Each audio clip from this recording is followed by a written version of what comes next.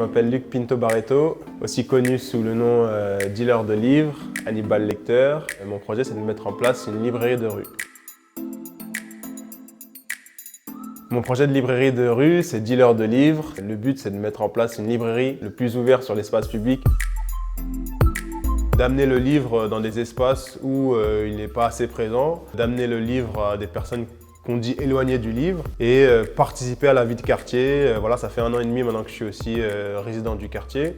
On sera situé sur le parvis de la gare de Saint-Denis, qui est une des plus grandes gares d'Île-de-France en termes de fréquentation. Saint-Denis, c'est quand même la 3e ville d'Île-de-France et qui n'a qu'une seule librairie pour une ville de plus de 110 000 habitants. Quand on est sur le parvis de la gare de Saint-Denis, on n'est pas que à Saint-Denis, on est aussi à côté des villes limitrophes, à Stains, à Sarcelles, à Gennevilliers.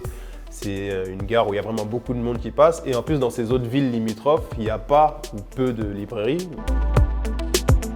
Dans un premier temps, ma librairie de rue, elle était assez simple. J'avais juste une table et un paravent. J'ai fait pendant l'été 2019, de juillet à novembre, une première phase d'expérimentation, on va dire. Et voilà, de proposer ma sélection aux passants. Et maintenant, là, on va rentrer dans une deuxième étape où, grâce à l'achat d'un conteneur aménagé, je vais pouvoir proposer déjà plus de bouquins.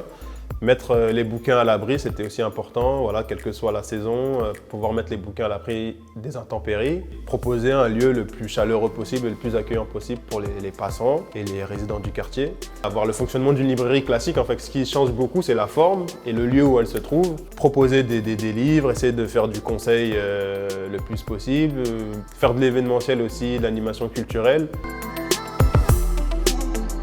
Ça montre qu'il y a des personnes aussi qui croient en mon projet, qui ont envie de le soutenir et c'est super. Ça va me permettre très concrètement déjà financièrement d'avoir un coup de pouce. J'espère de rencontrer des personnes, voilà, améliorer mon réseau, rencontrer des personnes qui pourront peut-être me donner des nouvelles idées. Parce que voilà, j'apprends à être entrepreneur, entre guillemets. J'espère rencontrer des personnes qui m'apporteront des conseils et leur bienveillance.